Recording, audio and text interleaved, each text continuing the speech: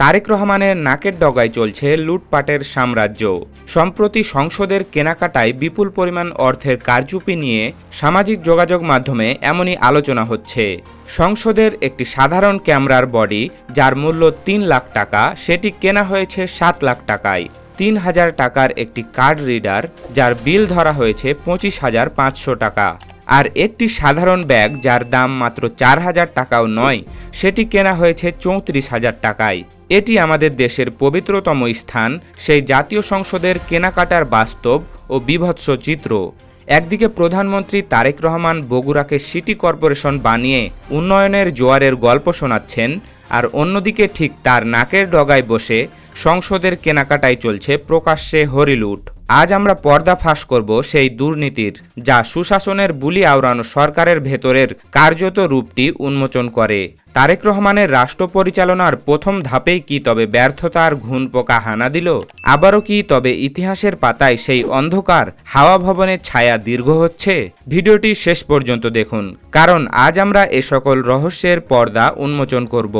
জাতীয় সংসদ, যে পবিত্র স্থানে দাঁড়িয়ে প্রতিদিন দুর্নীতি আর লুটপাটের বিরুদ্ধে বড় বড় নৈতিক ভাষণ দেওয়া হয়, সেই সংসদ সচিবালয়ের প্রথম কেনাকাটাতেই যা ঘটল তাকে চুরি বললে ভুল হবে। এটি ছিল সের প্রকাশ্য দিনের ডাকাতি। বিএনপির নেতৃত্বাধীন নতুন সরকার গঠনের পর ১২ মার্চ থেকে সংসদের আনুষ্ঠানিক যাত্রা শুরু হয়, আর প্রথম মিশনেই গলার ফাঁস হয়ে দাঁড়িয়েছে ৫৮,৪৪,০০০ টাকার একটি তথাকথিত ক্যামেরার সেট। সচেতন বাজার বিশ্লেষকরা তথ্য দিয়ে প্রমাণ করেছেন, যেসব পণ্য সরবরাহ করা হয়েছে তার মোট প্রকৃত বাজার মূল্য কোনোভাবে ২০ লাখ টাকার বেশি হওয়ার কথা নয়। এর মানে হলো প্রায় ৪০ লাখ টাকায় মাঝপথ থেকে হাওয়া করে দেওয়া হয়েছে। এখন জাতির প্রশ্ন হলো, কার পকেটে গেল জনগণের ঘাম ঝরানো এই বিশাল অঙ্কের টাকা? যে সচিব কানিজ মাওলার প্রত্যক্ষ তত্ত্বাবধানে এই কাজ সম্পূর্ণ হয়েছে, তিনি কেন তড়িঘড়ি করে অবসরে বা বিদায় নিলেন? ৩০ দিনের কাজের সময়সীমা থাকার পরেও কেন মাত্র ১৯ দিনে এই কেনাকাটা শেষ করার তোড়জোড় ছিল? উত্তরটা দিনের আলোর মতো পরিষ্কার, যাতে কেউ টেরি পাওয়ার আগেই লুটের মাল ভাগাভাগি করে নিরাপদ আশ্রয়ে যাওয়া যায়। এই লুটের ধরনটি জানলে আপনার রক্ত গরম হয়ে যাবে। টেন্ডারে সরকারিভাবে শর্ত দেওয়া হয়েছিল, জাপানিজ ব্র্যান্ড নিকনের উচ্চমানের ক্যামেরা সরঞ্জাম সরবরাহ করতে হবে, কিন্তু নথিপথে দেখা যাচ্ছে সরবরাহ করা হয়েছে সিম্পেক্স নামের অত্যন্ত নিম্নমানের আর অখ্যাত চাইনিজ পণ্য, যার স্থায়িত্ব নিয়ে খোদ ব্যবহারকারীরাই সন্দিহান। লেন্সের দাম শুনলে আপনি হয়তো চেয়ার থেকে পড়ে যাবেন। যে লেন্সের আসল দাম ১ লাখ টাকা, সেটি সরকারি বিলে কেনা দেখানো হয়েছে ৪,৪৭,০০০ টাকায়। এর চেয়েও বড় হাস্যকর ও নির্লজ্জ জালিয়াতি হল, ৬ পিস সাধারণ ফ্লাশ কেনা হয়েছে ৬,৬৩,০০০ টাকায়, অর্থাৎ প্রতিটির দাম পড়েছে ১,১০,০০০ টাকার বেশি। অথচ ঢাকার স্থানীয় বাজারে এর দাম বড়জোর ১০ থেকে ১৫,০০০ টাকা। তারেক রহমানের ডিজিটাল বাংলাদেশে কি তবে ১০,০০০ টাকার জিনিসের দাম রাতারাতি ১০ গুণ বেড়ে লাখ টাকা হয়ে গেছে? এটি কি আপনার প্রতিশ্রুতি সিস্টেমের পরিবর্তন, নাকি জনগণের পকেট কাটার এক নতুন ডিজিটাল কৌশল? প্রধানমন্ত্রী তারেক রহমান এখন সারা দেশে সফর করছেন, বড় বড় মেগা প্রকল্প উদ্বোধন করছেন এবং ডিজিটাল জামিন প্রক্রিয়ার মতো আধুনিক সেবার কথা বলছেন। কিন্তু তারই নিয়োগ দেওয়া প্রশাসনের কর্মকর্তাদের চরিত্র আসলে কি? কার্যাদেশে সই করা সচিব যখন জেরার মুখে পড়েন, তখন তিনি অত্যন্ত দায়সারাভাবে বলেন তিনি নতুন এসেছেন, তাই খুঁটিনাটি কিছু জানেন না।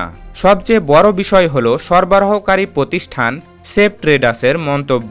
তারা সরাসরি ক্যামেরার সামনে বলেছে যে সরকারি কেনাকাটায় বাজার মূল্যের চেয়ে এমন কয়েক গুণ বেশি দাম ধরা নাকি কোনো অস্বাভাবিক বিষয় নয়। কতটা আস্কারা আর রাজনৈতিক আশীর্বাদ থাকলে একজন সাধারণ ব্যবসায়ী জাতীয় সংসদের টাকার লুটপাটকে স্বাভাবিক বলে বৈধতা দেওয়ার দুঃসাহস দেখান? এটাই কি তবে তারেক জিয়ার নতুন বাংলাদেশ? যদি সরকারের প্রথম কেনাকাটাতেই এমন বেপরোয়া তসরূপ হয়, তবে আগামী ৫ বছরে পুরো রাষ্ট্র কি তবে সিন্ডিকেটের হাতে কঙ্কাল হয়ে যাবে না? ভেবে দেখুন, যে সরকার দাবি করেছে তাদের সব প্রক্রিয়া স্বচ্ছ ও ইজিপি ভিত্তিক, সেই সরকারের নাকের ডগায় একটি ভুয়া প্রতিষ্ঠান, যাদের এমনকি কোনো প্রফেশনাল ওয়েবসাইট পর্যন্ত নেই। তারা কিভাবে কোটি কোটি টাকার সংবেদনশীল সরকারি কাজ বাগিয়ে নেয়? অনলাইনে টেন্ডারের বুলি আওড়ানো হলেও নেপথ্যে আসলে সেই পুরনো আমলের সিন্ডিকেট রাজত্বই বহাল রয়েছে। সেফ ট্রেডার্স নামক এই অখ্যাত প্রতিষ্ঠানের ফেসবুক পেজ ছাড়া কোনো হদিস নেই, অথচ তারাই কিনা জাতীয় সংসদের মতো রাষ্ট্রের গুরুত্বপূর্ণ অঙ্গে মালামাল সরবরাহকারী।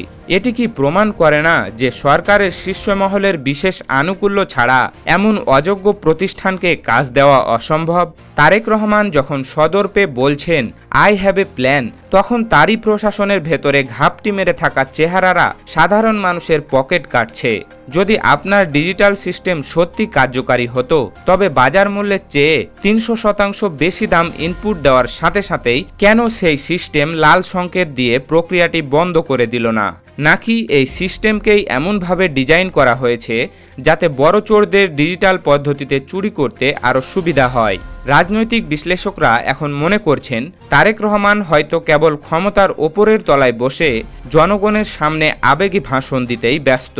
প্রশাসনের নিচের স্তরে এবং সচিবালয়ের অন্দরমহলে আসলে কি ঘটছে সে সম্পর্কে তার কোনো প্রকৃত নিয়ন্ত্রণ নেই, অথচ তিনি হয়তো জেনে শুনেই এই সিন্ডিকেটদের ছেড়ে দিয়েছেন।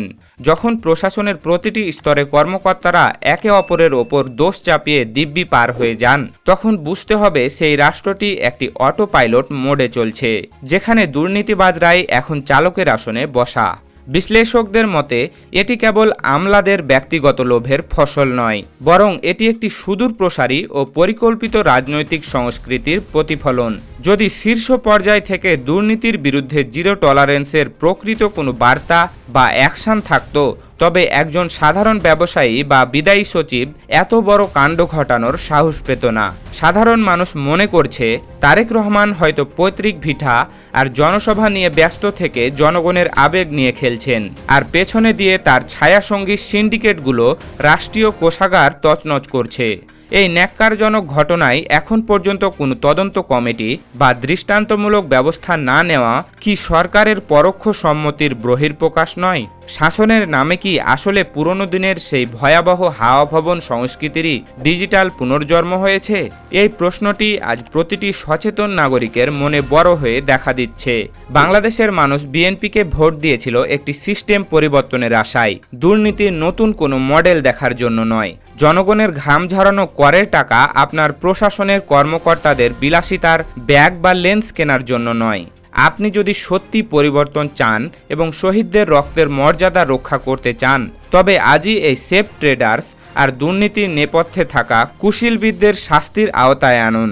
অন্যথায় আপনার উন্নয়নের বুলি আর আধুনিক প্রযুক্তির স্লোগান হবে কেবলই একটি মেকি রাজনৈতিক স্ট্যান্ড। তারেক রহমানের শাসনকাল কি তবে উন্নয়নের আড়ালে দুর্নীতির নতুন এক মহাকাব্য হতে যাচ্ছে?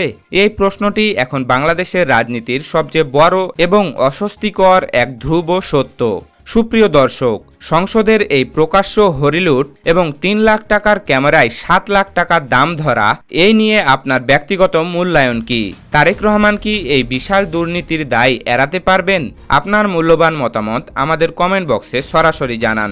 ভিডিওটি ভালো লাগলে শেয়ার করুন এবং রাজনীতির অন্দরমহলের খবরাখবর সবার আগে পেতে আমাদের চ্যানেলটি সাবস্ক্রাইব করে বেল আইকনটি চেপে রাখুন। দেখা হবে পরবর্তী ভিডিওতে। সেই পর্যন্ত ভালো থাকুন, সুস্থ থাকুন। ধন্যবাদ।